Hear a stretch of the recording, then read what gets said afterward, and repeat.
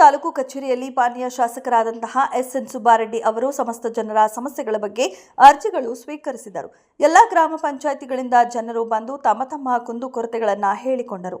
ಚೇಳೂರು ತಾಲೂಕು ಮುಖಂಡರು Chennareddy, Surendra Reddy, Shivaramareddy, tahsildar Shweta madam, Kaddilu Venkataramanappa, circle inspector S. Srinivas sir, Ramesh, EO Mahesh sir, RI. Eshwar, Muddalapalli Ramesh, Palikere Venkatesh, Gunturupalli Narasimhappa, Venkatapura Nagaraj, Venkatapura TC, Venkatavaranappa ಸುಮಾರು ಜನರು ಹಾಜರಿದ್ದರು. ವರದಿ ನಾಗರಾಜ, ಚೇಳೂರು. ಕ್ಷಣ ಕ್ಷಣದ ಸುದ್ದಿಗಾಗಿ ವೀಕ್ಷಿಸಿ ರಾಷ್ಟ್ರಧ್ವನಿ ನ್ಯೂಸ್ ಕನ್ನಡ. ಅದು ಈಗಲೇ ಮಾಡಿ, ಯಾಕಂದ್ರೆ ಅದು ಮಾರ್ಚ್ ಲ್ಯಾಪ್ಸ್ ಆಗುತ್ತೆ. ದುಡ್ಡು ನಿಮ್ಮಲ್ಲಿ ಮಾಡಲಿಲ್ಲ, ಮುಂದೆ ನಿನ್ನೆಲ್ಲ ಪ್ಲಾನಿಂಗ್ ಮಾಡಿಸಿದ್ದೀನಿ. ಇಲ್ಲೇ ಇದ್ದಾರೆ ನಮ್ಮ AW ಅರುಣಾಚಲ, ಈಗ ತಾನೇ ಮಾತಾಡ್ಕೊಂಡು ಬಂದರು. ಹಂಗೇನಾದ್ರು ಬೇಗ ಮಾಡಿಸಿ ಆನೆಲ್ಲ ಖರ್ಚು ಮಾಡೋಣ ತಿಳ್ಕೊಳ್ಳೋಣ ಅಂತ ಬಂದಿರೋದು. ದಯವಿಟ್ಟು ತಾವು ಒಬ್ಬೊಬ್ಬರಾಗಿ ನಾನು ಎಷ್ಟೊತ್ತು ಬೇಕಂದ್ರೆ ಇರ್ತೀನಿ, ಯಾಕಂದ್ರೆ ನಿಮ್ಮ ಸಮಸ್ಯೆ ಕೇಳಬೇಕು, ಪರಿಹಾರ ಮಾಡಬೇಕು ಅಂತ ನನ್ನ ಆಸೆ. ಸ್ವಲ್ಪ ಅರ್ಜೆಂಟ್ ಬೆಳ್ತೀರ, ಯಾಕಂದ್ರೆ ಆತರ ಪಟ್ಟರೆ ಯಾವ ಕೆಲಸನೂ ಆಗಲ್ಲ. ತಾವು ಆತರ ಪಡೆದಿರೋ ನಿಧಾನವಾಗಿ ನಿಮ್ಮ ಸಮಸ್ಯೆಗಳ ಬಗ್ಗೆ ಓರಲ್ ಆಗಿ ಕೆಲವರು ಯಾರು ಮಾತಾಡ್ಬೇಕಂದ್ರೆ ಮೈಕ್ ಕೊಡ್ತೀನಿ, ತಾವು ಮಾತನಾಡಿ. ತದನಂತರ ಅರ್ಜಿಗಳನ್ನು ಸ್ವೀಕಾರ ಮಾಡಬೇಕು. ಏನೇನು ಬೇಕು ಒಂದು ಅರ್ಜಿಗಳ ಮುಖಾಂತರ ಬನ್ನಿ. ಒಂದು ತಮಗೆ ತಿಳಿಸಿರ್ತೀನಿ, ಕಾನೂನು ಪ್ರಕಾರವಾಗಿದ್ದರೆ ನಾವು ಮಾಡ್ಕೊಳ್ಬಹುದು.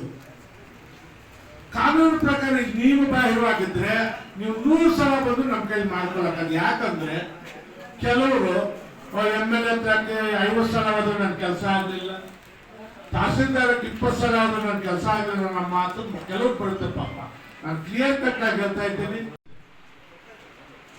ಅದಂತ ಅದೆಲ್ಲರೂ ವಿಶೇಷವಾಗಿ ಈಗ ನಿಮ್ಮ ಹಳ್ಳಿಗಳಲ್ಲಿ ನಿವಾಸಿಗಳು ಮಾಡಿ ಬಡವರು ಕೊಡೋಣ ನನ್ನ ಆಸೆ.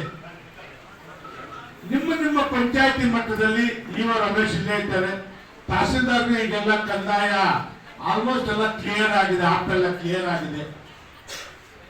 ನೀವು ನಿವೇಶನ ರಹಿತರ ಪಟ್ಟಿ ಅಂದ್ರೆ ಯಾರ್ಯಾರ ಸೈಟ್ ಇಲ್ಲ ನೀವು ಪಟ್ಟಿ ಕೊಟ್ರೆ ಆ ಜಮೀನನ್ನು ಒದಗಿಸಿ ಇಮ್ಮಿಡಿಯೇಟ್ ಆಗಿ ನಿವೇಶನ ಮಾಡಿ ಕೊಡುವಂತ ಕೆಲಸ ನಾವು ನೀವು ಸೇರ್ ಮಾಡೋಣ. ಯಾಕಂದ್ರೆ ನೆಕ್ಸ್ಟ್ ಗ್ರಾಮ ಪಂಚಾಯತ್ ಜಿಪ್ ಎಲ್ಲ ಬರ್ತದೆ. ಎಲೆಕ್ಷನ್ ಕೋಡ್ ಬಂದ್ರೆ ನಾವು ಕೊಡಕ್ ಸಾಧ್ಯ ಇಲ್ಲ. ಅದ್ರ ಬಿಫೋರ್ನೇ ಕೊಟ್ಬಿಡೋಣ. ಮೇನ್ ಇಂಟೆನ್ಷನ್ ಇಟ್ಕೊಳ್ಳಿ. ಒಂದು ಊರಿಗೆ ಒಂದು ಸ್ಮಶಾನ ಇರಬೇಕು, ಶಾಲೆ ಇರಬೇಕು, ಅಂಗನವಾಡಿ ಇರಬೇಕು, ಬಡವರ ನಿವೇಶನಗಳಿರಬೇಕು. ಇಂಥವು ಪ್ರಾಮುಖ್ಯತೆಯಲ್ಲಿರಲಿ. ಮಿಕ್ಕಿದ್ದು ದರಖಾಸ್ತು ಈಗ ತಾನೇ ಆಪ್ ರೆಡಿ ಆಗಿದೆ. ಹೆಚ್ಚು ಕಮ್ಮಿ ಮೇಡಮ್ ಅವರು ಮಾತನಾಡ್ತಾ ಇದ್ರು. ಸಾಹೇಬ್ರು ಇಲ್ಲಿಂದಲೇ ಅವ್ರು ಇಲ್ಲಿಂದ ತಾಲೂಕಿಂದ ಓಡಿಸ್ಬಿಡೋಣ. ಅರ್ಥ ಆಯ್ತಾ? ಒಂದೇ ನಿಮಿಷ ಮಾತಾಡ್ರಿ, ವಿಷಯಗಳು ನಿಮ್ಗೆ. ಈಗ ನೆನ್ನೆ ನಾನು ಬಂದು ರಿಪೋರ್ಟ್ ಮಾಡಿದ್ದಿನ ನೈಟ್ ಡ್ಯೂಟಿಗೆ ಹೋದೆ. ಬಹಳ ದಯಮಾಡಿ ಯಾರು ಮಾತಾಡೋದು. ಸಾಹೇಬ್ರು ಗಮನ ತರೋದು, ಜನಗಳಿಗೂ ಗಮನ ತರೋದು. ಈ ಜನಸ್ಪಂದನೆ ಕಾರ್ಯಕ್ರಮ ಎಲ್ಲ ನಾವು ಮಾತಾಡಂಗಿಲ್ಲ. ಸಾಹೇಬ್ರು ಮಾತಾಡ್ಬೇಕು, ತಹಸೀಲ್ದಾರರು ಇವರು ಮಾತಾಡ್ಬೇಕು. ಎಲ್ಲರೂ ಸೇರಿದ್ದೀವಿ. ತಾಲೂಕು ಅಭಿವೃದ್ಧಿ ವಿಚಾರದಲ್ಲಿ ಎಲ್ಲ ಮಾತಾಡಬೇಕು ಸರ್. ತಾಲೂಕು ಜಮೀನು ವಿಚಾರದಲ್ಲಿ ಕೋಡಿ ಮುಕ್ತ ಅಂತ ಕೋಡಿ ಮಾಡಬೇಕು ಅಂತ ಹೊರಟುಕೊಳ್ಳುವಂಥ ಸರ್ಕಾರ ಆದೇಶ ಇದೆ. ಚೇಳೂರು ಯಾವುದು ಇದುವರೆಗೂ ಯಾವುದು ಆಗಿಲ್ಲ ಅಂತ ಕಾಣುತ್ತೆ. ಹಂಗೆ ಜಲಜೀವನ್ ಮಿಷನ್ದು ಎಲ್ಲ ಕಂಪ್ಲೇಂಟ್ಗಳಿವೆ. ನಮ್ಮೂರು ಒಂದು 3 ವರ್ಷ ಆಯಿತು ಜಲಜೀವನ್ ಮಿಷನ್ನು ಪ್ರಾರಂಭ ಆಗಿ. ಇದುವರೆಗೂ ಯಾವುದೇ ಥರ ನೀರು ಬಿಡಲಿಲ್ಲ ಊರಿಗೆ. 3 ವರ್ಷ ಆದ ಸರ್ಕಾರದಿಂದ ಹಣನೂ ಬಂದಿರುತ್ತೆ. ಸರ್ಕಾರ ಅನ್ನೋದು ಪೋಲಾಗಿ ಅದು ಬೋರ್ಡು ಇರುತ್ತೆ. ಹೊಸುಂಡೆ ಗ್ರಾಮದಲ್ಲಿ 63 ಲಕ್ಷ ಇದು ಕೆಲಸ ಈ ಥರ ಇದೆ. ಜಲಜೀವನ್ ಮಿಷನ್ ಆ ಥರ ಇದೆ. ವಾಟರ್ ಪ್ಲಾಂಟ್ ನೀವು ಹೇಳಿದಾಗೆ ಎಲ್ಲ ವಾಟರ್ ಪ್ಲಾಂಟ್ಗಳು ಕಂಪ್ಲೇಂಟ್ ಇದೆ.